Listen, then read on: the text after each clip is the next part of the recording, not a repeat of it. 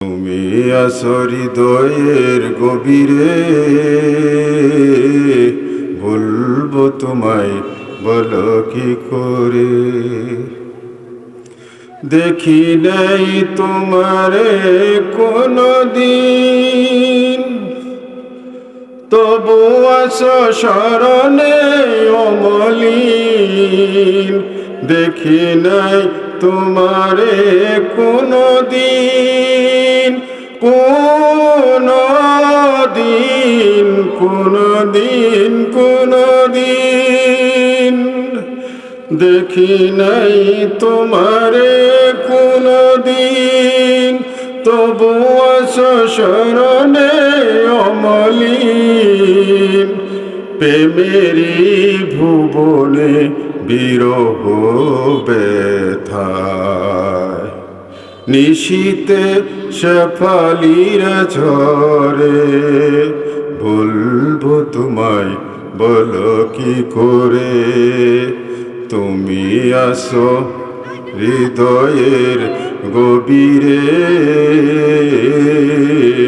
বলবো তোমায় বলো কি করে।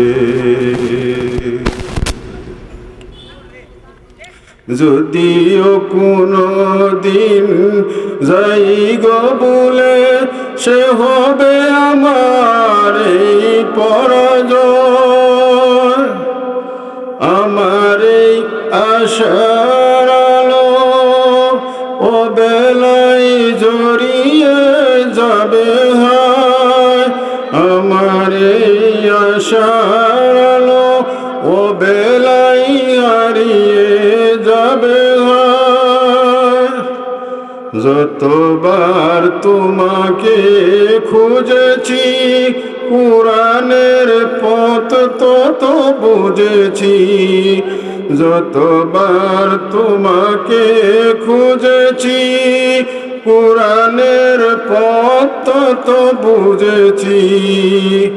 যতবার তোমারে খুঁজেছি, খুঁজেছি, খুঁজেছি, খুঁজেছি। যতবার তোমারে খুঁজেছি, কুরআনের পথ তত বুঝেছি। নিজেকে চিনেছি হে রাসূল নবীজি, তোমার পাঠানো ঠিকানা পড়ে। বলবো তোমায় বলো কি করে। তুমি আছো হৃদয়ের গভীরে, বলবো তোমায় বলো কি করে। আজকের মাহফিলের সম্মানিত সভাপতি, প্রধান অতিথি, বিশেষ অতিথিবৃন্দ, সুধী মণ্ডলী, সম্মানিত মুআজ্জাজ মুকাররম উলামায়ে কেরাম, উপস্থিত তালিবুল ইলম ছাত্র ভাইরা, আমার প্রাণপ্রিয় যুবক ভাইরা, আল্লাহর পেয়ারা মুরব্বী বাবাজিরা, পর্দার আড়ালে পর্দানিশি চর্দায় সম্মানিত মা বোনেরা,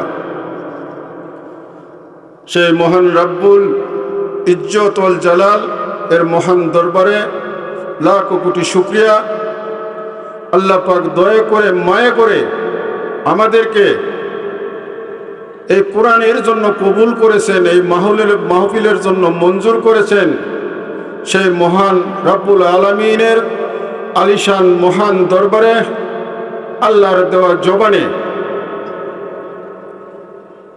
আল্লাহকে খুশি করার জন্য সবাই আমরা এক জবানে বলবো আলহামদুলিল্লাহ। আলহামদুলিল্লাহ শব্দটা বেশি জোরে হয় নাই। এতগুলি মানুষ, এত হাজার হাজার মানুষ, একটু জোরে বলেন আলহামদুলিল্লাহ। বাজান, আপনাদের কাছে আমি বলতে চাই, আমি ইচ্ছা করলে বলতে পারবো না, যদি আল্লাহ পাক তৌফিক দেয়। এই কথাগুলি জবান থেকে বাহির হয় যদি আল্লাহ পাক বাহির করে না দেয়। যদি আল্লাহ পাক তৌফিক দান করে, ওমা তৌফিক ইল্লা বিল্লাহ, তাহলে আপনাদেরকে কোরআন থেকে হাদিস থেকে দু একটা কথা শোনাবো। ধরেন আল্লাহ পাক আমাদেরকে দুনিয়াতে পাঠাইছে, উদ্দেশ্যবিহীন দুনিয়াতে পাঠায় নাই। আল্লাহ পাক এই দুনিয়াতে আমাদেরকে পরীক্ষার জন্য পাঠাইছেন, ঠিক কিনা? আপনি দুনিয়াতে 3 ঘন্টা পরীক্ষা দেন, এসএসসি পরীক্ষা দেন, ইন্টার পরীক্ষা দেন, আপনি পরীক্ষা দিচ্ছেন। পরীক্ষা দেওয়ার সময় আপনাদের পরীক্ষার সময় ইনভিজিলেটর থাকে, এক্সামিনার থাকে। আপনি 3 ঘন্টার ভিতরে আপনার ইচ্ছা যা কিছু লিখতে পারবেন, আপনার মনের ইচ্ছা যা কিছু লিখতে পারবেন। যদিও ভুল লেখে নয়, ইনভিজিলেটর ভুল হলেও আপনাকে বলে দিবে না। সেরকম রব্বুল আলামিন আমাদেরকে দুনিয়াতে পাঠাইছেন একটা হায়াত দিয়ে, একটা সময় দেয়া। আপনি এই দুনিয়াতে আপনার ইচ্ছা আপনি যা খুশি করতে পারবেন, কিন্তু আল্লাহ পাক আপনাকে ব্রেন দিয়ে দিছে, জ্ঞান দিয়ে দিছে, আকল দিয়ে দিছে। এই আকল খাটাই আপনি কাজ করবেন। আপনার জন্য কিন্তু পরীক্ষা আছে, আপনি আমার জন্য কিন্তু পরীক্ষা আছে। সেই পরীক্ষাটা আল্লাহ পাক কোরআনের ভিতরে বলছেন, ইন্নাস সাতাতিয়াতুন আকাদু ফিহা লিতুজা কুল্লু নাফসিন বিমা তাচুহা। আল্লাহ পাক কিয়ামত কায়েম করবেন, আল্লাহ পাক কিয়ামত কায়েম করবেন। ওই কিয়ামতের দিন এই বান্দাদের বদলা দেওয়া হবে, আপনার পরীক্ষার রেজাল্ট দেওয়া হবে। এই দুনিয়াতে যাই আসছে পরীক্ষা ছাড়া কিন্তু আসে নাই। আমাদের নবী হযরত ইব্রাহিম আলাইহিস সালাম নাম শুনছেন। ইব্রাহিম আলাইহিস সালামের জীবনে অনেক পরীক্ষা এসেছে, উনি প্রত্যেকটা পরীক্ষায় A+ পাই উত্তীর্ণ হয়েছেন। একদিন ইব্রাহিম আলাইহিস সালামের বাবা আজর কাফের, উনি ইব্রাহিম আলাইহিস সালামকে বললেন, ইব্রাহিম আমার শরীরটা অসুস্থ, আমাদের যে প্রভু আছে প্রভুদেরকে তুমি একটু খাবার দিয়ে এসো, প্রসাদ দিয়ে এসো। ইব্রাহিম আলাইহিস সালাম যথারীতি প্রসাদ নিচে, খাবার নিচে, ফল নিচে, সাথে কিন্তু একটা কুড়ালও নিচে। যখন খাবার নিচে, প্রসাদ নিচে, সাথে কুড়ালি নিচে, ইব্রাহিম আলাইহিস সালামের মা কয়, আজকে দেখি ইব্রাহিম ভালো হয়ে গেছে, আজকে প্রভুদেরও খাবার নিয়ে যায়, আবার কুড়ালও নিয়ে যায়। ইব্রাহিম বোধহয় কাঠ কেটে আনবে, লাকড়ি কেটে আনবে। ইব্রাহিম মনে মনে কয় যে হ্যাঁ, ওই মন্দিরে তো বাঁশও আছে, কাঠও আছে। ইব্রাহিম আলাইহিস সালাম ওই মন্দিরের ভিতরে খাবার নিয়ে যায়, ওই মূর্তিগুলারে বলে, প্রতিদিন কিন্তু বাবা খাবার দেয়, তোরা বগিসগি করস, খাস না। এত সুন্দর খাবারগুলো মাছিয়ে খায়, কুত্তায় খায়, বিড়ালে খায়, আজকে কিন্তু আমার সাথে ভগিসগি করা যাবে না, আমার সামনে খাবি। মূর্তিদেরকে বলে আমার সামনে খাবি, না হলে কিন্তু তোর আজকে বিশেষ শেষ, আজকে বিশেষ শেষ। যদি মূর্তিরা না খায় তাহলে বিশেষ শেষ। আপনারা একটু বলেন, এই মাটির মূর্তি কি কথা বলতে পারে? কিছু শুনে খাইতে পারে? ইব্রাহিমের কথা কি শুনে? কিন্তু আমার আর আপনার যিনি প্রভু, যিনি সৃষ্টিকর্তা, উনি কালো পাথরে, কালো পিঁপড়া, কালো রাতে ওই সমুদ্রের নিচতলায় যদি সে ঘুরে, আমার আল্লাহ ওই পিঁপড়ার পায়ের শব্দ আরশ থেকে শুনতে পায় কিনা পায় না। বিকেলবেলা ইব্রাহিম আলাইহিস সালামের পিতা আসিয়া দেখে এই মূর্তি বাংলোকে। ইব্রাহিম আলাইহিস সালাম, আমি কইলাম কিছুই জানি না, ওই যে যার কাছে কুড়াল ওনাকে বলেন। যার ঘাড়ে কোরাল, ওনারা বলেন উনি ভাঙছে। তবে ইব্রাহিম আলাইহিস সালামের পিতার আর বোঝার বাকি নাই। তিনি বলছে, ইব্রাহিম তুমি এই কাজ করেছ। দেখবেন দুনিয়াতে ধর্মীয় কোনো অপরাধ হইলে কোরআনের নিয়ে যদি কেউ অবমাননা করে সাথে সাথে ভাইরাল হয়ে যায় কিনা। ওই রাষ্ট্রের ভিতরে যত হিন্দুরা ওই মূর্তি পূজক ছিল,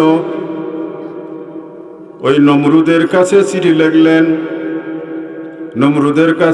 লিখলেন। যে এই মূর্তিগুলাকে ভাঙছে, আমাদের দেব দেবতাকে যারা বাজে ভাঙছে তার দৃষ্টান্তমূলক শাস্তি চাই।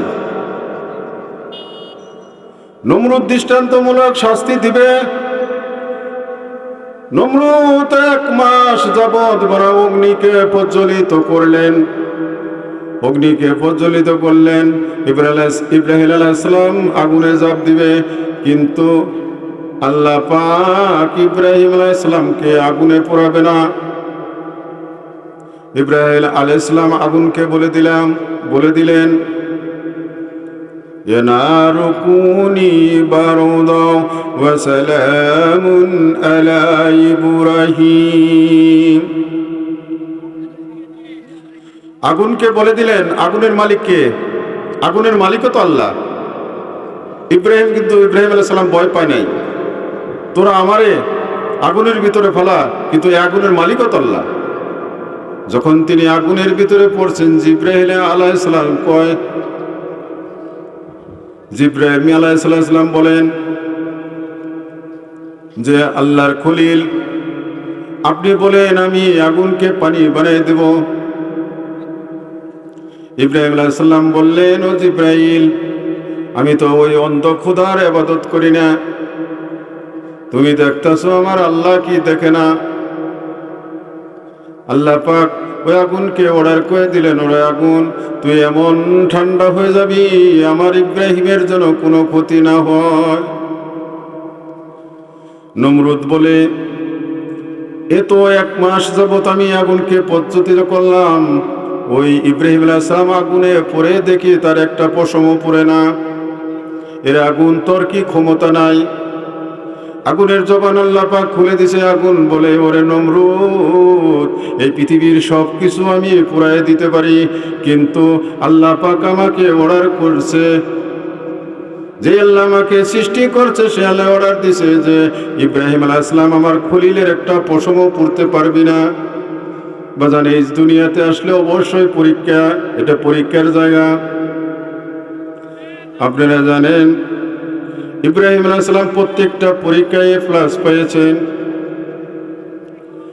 ইব্রাহিম আলাইহিস সালাম যখন একবারে বয়োবৃদ্ধ হয়ে গেছেন, তখন আল্লাহর কাছে 2টি হাত তুলে দোয়া করলেন, রাব্বি হাবলি মিনাস সালিহিন, আল্লাহ তুমি আমাকে একটা নেককার সন্তান দাও। আল্লাহ পাক বললেন, ফাবাশশারনাহু বিগুলামিন হালিম, ও ইব্রাহিম তুমি নেককার সন্তান চাইছো, আমি ধৈর্যশীল সন্তানের খোঁজ খবর দিলাম। ইব্রাহিম আলাইহিস সালাম একদিন রাত্রে স্বপ্নে দেখলেন, সেই কথাটা আল্লাহ পাক কোরআনের ভিতরে বলে দিয়েছেন, ইন্নী আরা ফিল মানাম আন্নী আযবাউ ফানজুর মা তারা।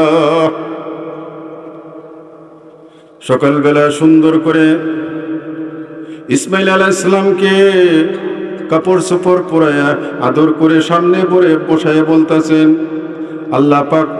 আল্লাহ পাক হুকুম দিয়েছেন, আমি স্বপ্নে দেখেছি তোমাকে আমি জবাই করতেছি। ও বাজান, যেমন ইব্রাহিম আলাইহিস সালাম একজন নবী, আল্লাহর পয়গম্বর, ইসমাইল আলাইহিস সালামও নবী। ইসমাইল আলাইহিস সালাম কি জবাব দিছে এইটাও কোরআনের ভিতরে আল্লাহ বলে দিচ্ছেন, ইয়া আবাতি আফআল মা তুমার। ستجدني من الصابرين ستجدني إن شاء الله من الصابرين